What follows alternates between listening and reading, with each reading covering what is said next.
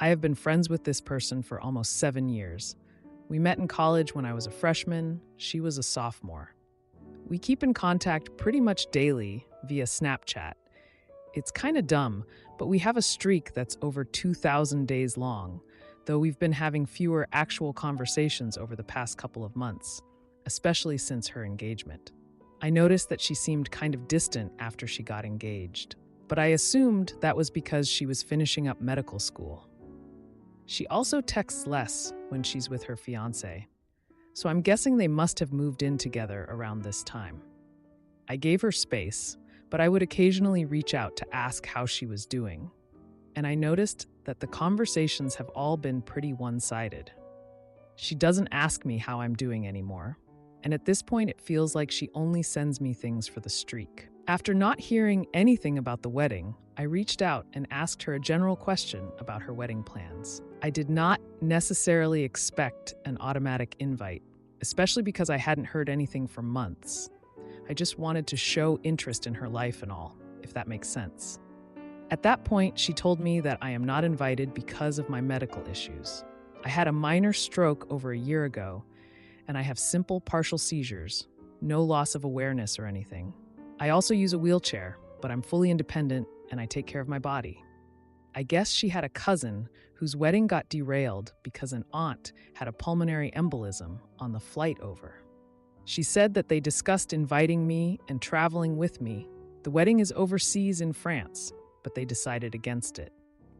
I met with her the other day, and apparently she asked everyone invited to see their doctor to make sure that they're healthy. What I don't understand is if she supposedly considered inviting me, why didn't she just ask me to talk with my doctors about my ability to travel rather than making that decision herself? I understand that she's gone through medical school, but she's not a specialist in neurology, cardiology, etc., and she's certainly not well versed in my medical history. Let me be clear. I fully acknowledge that I am not entitled to an invite to her wedding. I can see her reasoning, and I know she has OCD and that she's probably anxious and trying to control as many variables as she can. I just can't help feeling deeply wounded by her rationale. My insecurities are my problem, I know, but I can't look at her without thinking about how inadequate I am. I felt like a burden for my entire life because of my surgeries and health issues, and this situation just reminds me that I'm too much trouble to deal with and that I'm not worth it. Again, my anxieties and insecurities are not her problem. I'm probably selfish for making this about myself, but it hurts deeply. I can't figure out if it'd be cruel to distance myself from the friendship entirely, or if I'd be a pushover by acting like everything is okay between us. It would have hurt less if she had told me that the wedding is close friends and family only. I find myself doubting whether she considers me to be a close friend at this point. When she told me all of this, I expressed my feelings as well as I could without being accusatory. It sucks that we use Snapchat to communicate because I can't go back and reread the conversation. The initial explanation was also unclear and unintentionally hurtful, which made things worse. I made sure to express that my insecurities are my problem and that I am not entitled to an invite of any sort. When she explained the bit about the dead aunt and being wary of inviting certain people based on that, I told her that I could have talked to my specialists about traveling if I had been given further notice. She basically said something like, "This is what we decided," and "I'm sorry if that hurts." It wasn't as harsh as that, but she was blunt about it in the end. Once again, I am not entitled to an invitation to her wedding, and I would never intentionally try to make her feel guilty. I just feel incredibly wounded, and I don't know that I can consider her a close friend anymore. I've been pushing myself to keep in contact with my friend, and I've met with her twice since the initial Snapchat conversation about the wedding, but it still hurts deeply. And I can't look at her in the same way as before. She said that they will be having a party in the States for friends who aren't invited to the wedding, but at this point, I don't even want to go to that. I know that might be selfish of me. Am I being ridiculous? The fact that my health issues are supposedly too much of a burden to warrant an invite to her wedding cuts so deep that I can't look at her without feeling hurt. I've been trying my best not to personalize this, but I'm genuinely struggling. Should I bring the conversation up again, or should I give her my best wishes and keep her at an arm's length from now on? I posted something about this situation in another subreddit, but after 2 weeks, I panicked and deleted the post. I think the comments are still visible in my profile. I added more information in this post, so you're not missing anything. Now, for a few comments before the update. Comment 1. Why do you think you should reward this person with 1 more minute of your company? I have May-Thurner syndrome, a history of trauma, and I just got diagnosed with autism.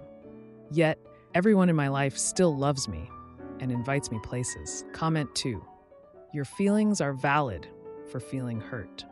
She hasn't been kind with the friendship or given you the respect of a conversation to address the changes in your relationship with the guys. I'd move on from her since she clearly doesn't want to be friends. Now, for the update.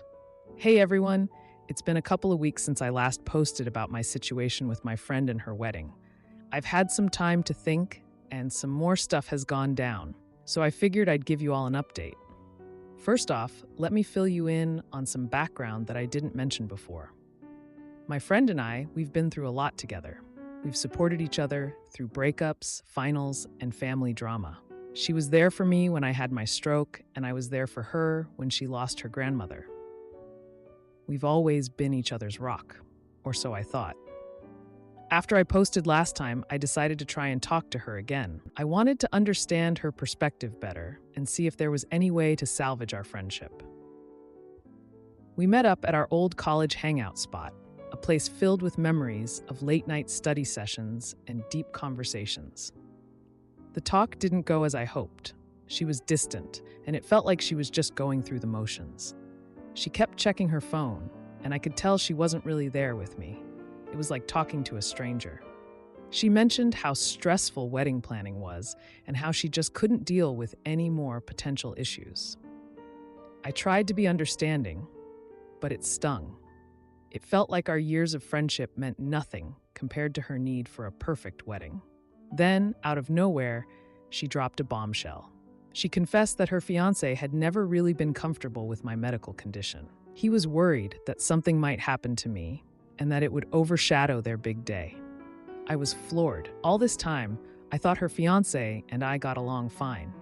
We'd hung out together, and he'd never shown any signs of discomfort around me. Hearing that he had these feelings and that she had sided with him without even talking to me about it first was a punch to the gut. It was a betrayal I hadn't seen coming. I felt like I was losing not just a friend, but a part of my support system. The conversation ended pretty awkwardly. She said she had to go meet her fiancé for a tasting appointment, and I was left sitting there, trying to process everything. I didn't even get a chance to tell her how much her decision hurt me. Since then, I've been doing a lot of thinking. I've realized that maybe our friendship has been one-sided for a while now. I've always been the one to reach out, to check in, to make sure she was okay. But when it came down to it, when I needed her to consider me, to fight for me, she didn't. I've also been reflecting on the past, remembering all the times I brushed off little comments or actions that should have been red flags. Like the time she made a joke about my wheelchair at a party, or when she casually mentioned that her fiancé didn't like dealing with hospitals after I had a minor health scare. It's been a tough couple of weeks. I felt a mix of anger, sadness, and disbelief. I've been trying to keep busy, to not dwell on it too much. But it's hard. It's hard to lose someone who's been such a big part of your life. I've decided not to go to the party she's throwing for friends who aren't invited to the wedding. It just doesn't feel right. I need to take care of myself. And right now, that means stepping back from this friendship. I haven't talked to her since our last meeting. I've been focusing on my other friends, the ones who have been there for me through this whole mess. They've been amazing, and I'm grateful for them. Grandpa fears he's not my dad's real father, so we sneak DNA tests, but before results come, Dad confesses his own test, and we brace for the truth that could tear our family apart. My grandpa, 86 years old, and I, 19 years old, are very close, and he's been seeming down lately. I asked what was up, and he confessed that he's worried he's not my dad's real father. I was shocked by this. But after he explained this situation, I think it might have some merit, so I wanted to know what to do. My grandpa and my grandma were married since they were in their 20s, and as far as I know, their marriage was very happy. She unfortunately passed away a few years ago. Before she passed away, her mind wasn't the best, and she said some uncharacteristic and confusing things. My grandpa told me that at one point she was talking to him and said something like, "I want to talk to our son's real father, not you." Like I said, she wasn't in her right mind, but what happened afterwards made my grandpa worried. Apparently, my parents overheard what my grandma said and took it really seriously, which my grandpa thought was weird. My grandpa claimed they started asking our relatives for more information behind his back and trying to find old documents. He said he found this out through my relatives. He also mentioned that my dad took him to the doctor to get a blood test for a vague reason, and he thinks this was a paternity test. I just started college this year, so I haven't been talking to my family a ton lately, and I definitely haven't heard anything about this. I remember vaguely them mentioning that my grandma had an affair before, but I thought that was long after my dad was born. I've never heard about any other big family secrets. The reason my grandpa waited so long to bring this up to me is that he recently found out that my dad got in contact with his real father a few months ago. He apparently found this out through some third party who he trusts. He feels upset, and since he's pretty old, he's worried the stress is going to unalive him. I have no idea what to do. Right now, I'm just comforting him and reassuring him, but he said he wants to know the truth. My grandpa wouldn't lie to me, but I'm not sure if he's misunderstanding the situation. I can't bring this up directly to my parents because my grandpa told me not to talk to them about it. I'm an only child, so I have no one else to ask for help. My grandpa said he just wants to know the truth before he dies. Should I get a DNA test with him? And if I do, should I tell him the truth even if we're not related? How would I break it to him, and would I let my parents know beforehand? I'm in college in the next state over, so I can drive to get the test to my grandpa. I don't think he'd know how to do it. So doing the actual tests is fine, but my parents have access to my bank info and his bank info, so they'd see we bought tests. Is there any way to get these without it showing up suspiciously on my bank account? I want my grandpa to know the truth, but I'm scared about causing turmoil in my family and breaking his heart if it turns out we're not related. I love my grandpa, and I don't care if we're related. I just want him to be at peace. Thank you so much. Now, for a few comments before the update. Comment 1. It depends on what your grandfather wants. If he wants to know the truth, then I would say the first step is to tell your dad that grandpa wants to know what, if anything, he found.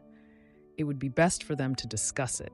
But you can also tell your dad that you are prepared to get a DNA test with your grandfather. Again, if your grandfather wants that, so your dad understands there would be no point in hiding anything. If your dad agrees to discuss everything with your grandfather, you can leave it with them. Maybe check in with your grandfather to see how he feels about it. If your dad doesn't, and your grandfather wants to, you can offer to get a DNA test. Comment 2. If you found out your dad, the guy that raised you, wasn't your biological father, would he still be your dad? Would you still be his son? I don't know how old Grandpa is. If he wants to know, then it's his right.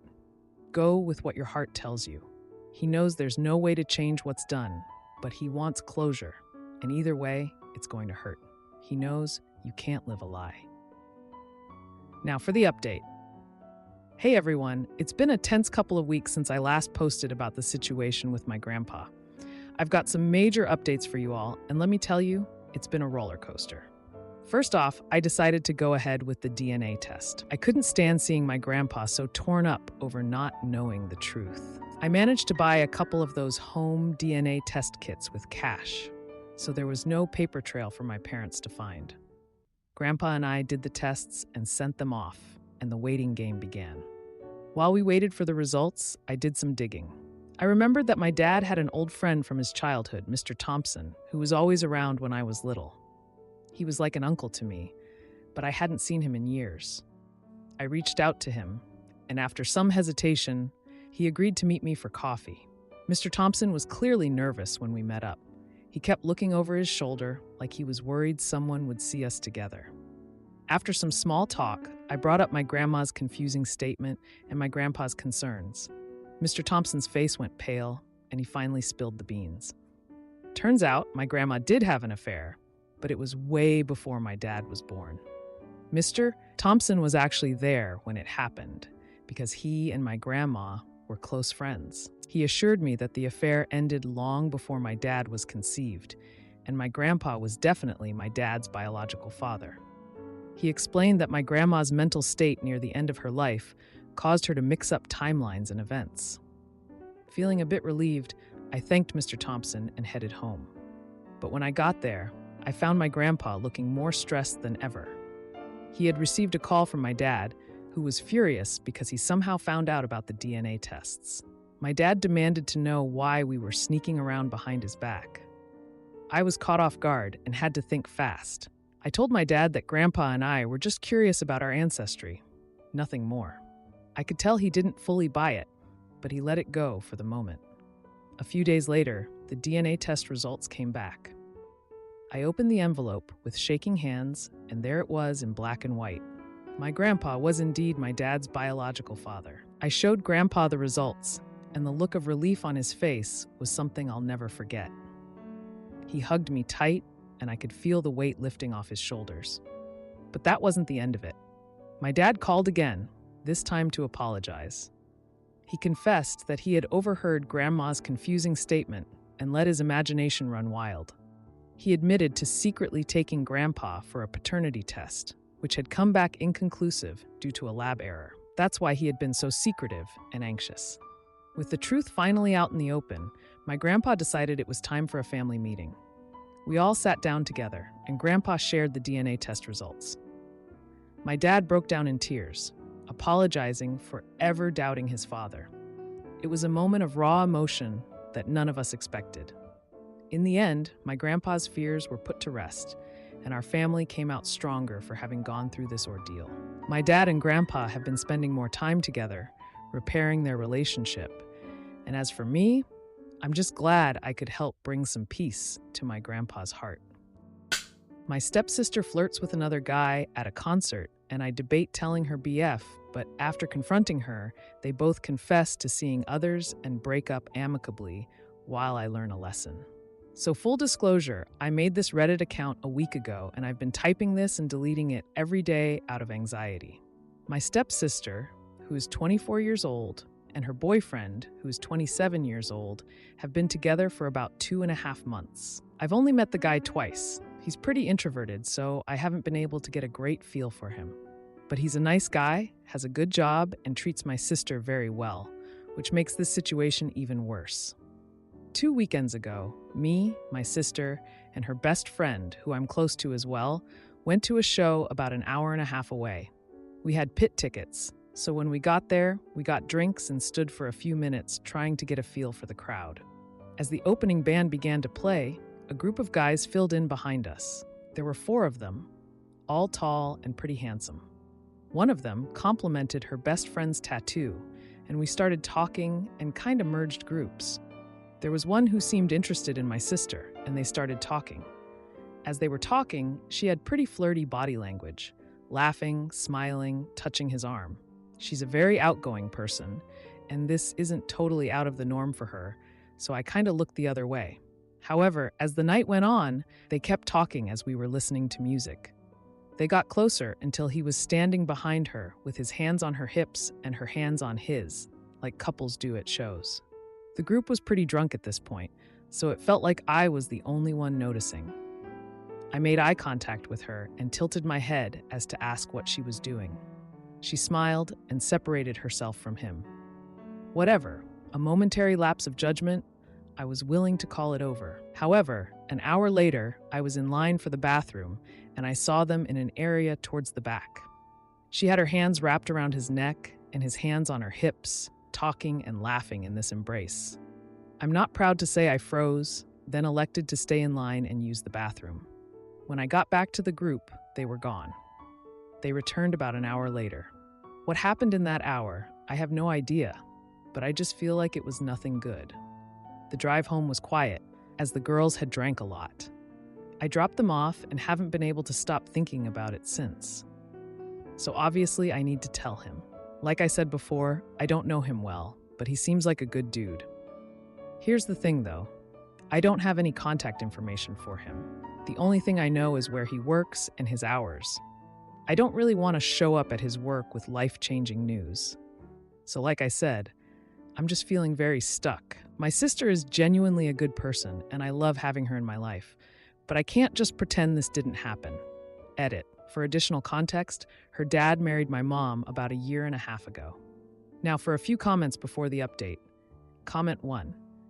Every time I see this, I give the same advice, and I will get downvoted for it every time. Everybody telling you to intervene is comfortably not in your position. This is not your problem, and this will come back to bite you if you interfere. Sure, you want to be a good person and do the right thing, but let's play this out. Somebody that you aren't close to is being betrayed. You tell them, they break up, and every family gathering afterward is going to be difficult. You aren't some relationship, Batman, and this is neither your fault nor responsibility to fix. Chances are this relationship is doomed anyway. You don't need to be collateral damage. Comment 2. You've known your stepsister like all your life, so it is valuable to talk to her about it and discuss why she did it. That dude was only 2.5 months, which is actually a small fraction of time, but it doesn't excuse her behavior. If you are honest and open with her, then do it. But remember to tell her you want her to tell her boyfriend about what happened. Who knows? Maybe they aren't even serious emotionally if she's trying to already leave the other guy. Now for the update. Hey everyone. Thanks for all the comments on my last post. I've been reading through them and they've really helped me figure out what to do next. So, here's what's happened since then. After I saw my stepsister getting cozy with that guy at the show, I was torn about telling her boyfriend. I mean, they seemed so happy together, and I didn't want to be the one to mess that up. But I also couldn't shake the feeling that he deserved to know the truth. I decided to talk to my stepsister's best friend first, hoping she could give me some insight. She's been in the picture since before our parents got married, and she's always been like an open book. When I brought it up, she got really quiet, which was a red flag. Turns out, she knew about the flirting and even suspected that my sister had been seeing other guys on the side. She had been struggling with whether to tell me or not, but she didn't want to be in the middle of it. That conversation was a game changer. I realized that my sister's actions might not have been a one-time thing. I felt even more pressure to do something about it. I couldn't just sit back and watch her boyfriend get hurt. A few days later, I was at home when my sister came in, all smiles, talking about how she and her boyfriend had just had the best date night. It was like a punch in the gut. I couldn't hold it in any longer. I confronted her about what I saw at the show and what her best friend had told me. She was shocked at first, then angry that I would accuse her of something like that. But as we talked, she started to break down. She admitted that she had been feeling trapped in the relationship and didn't know how to end it. She said she never meant to hurt anyone, but she got caught up in the moment. It was a mess.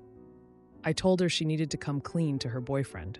It wasn't fair to him to be in the dark about what was going on. She agreed, but she was scared of how he would react. The next day, she went to his place to talk to him. I wasn't there, but she told me it was one of the hardest things she's ever had to do. She told him everything, from the guy at the show to her doubts about their relationship. Her boyfriend was devastated. He had no idea and felt completely blindsided. But here's where things get really crazy. After my sister confessed, her boyfriend had his own bomb to drop. He had been feeling unsure about their relationship too, and had actually gone on a few dates with someone else from work. He hadn't told my sister because he didn't know how to bring it up and didn't want to hurt her. They both realized that they had been holding on to a relationship that neither of them was fully invested in. They decided to break up, and it was surprisingly amicable, all things considered. It's been a couple of weeks since then, and things have been awkward, to say the least. My sister is staying with her best friend while she figures out her next move. her ex-boyfriend has been keeping to himself, and I haven't seen much of him. But just when I thought things were settling down, I ran into the guy from the show at a local coffee shop. He recognized me and came over to say hi. We got to talking, and he mentioned that he had no idea my sister had a boyfriend. He felt terrible about the whole thing and wanted to apologize for any part he played in their breakup. I didn't know what to say. It was clear that he was just as much in the dark as her boyfriend had been. It made me realize that sometimes people get caught up in situations without knowing the full story. If you liked this video, you'll probably like these too. Also, while you're here, please consider subscribing. It's your support that keeps this channel alive and allows me to make better and longer videos. Have a great day.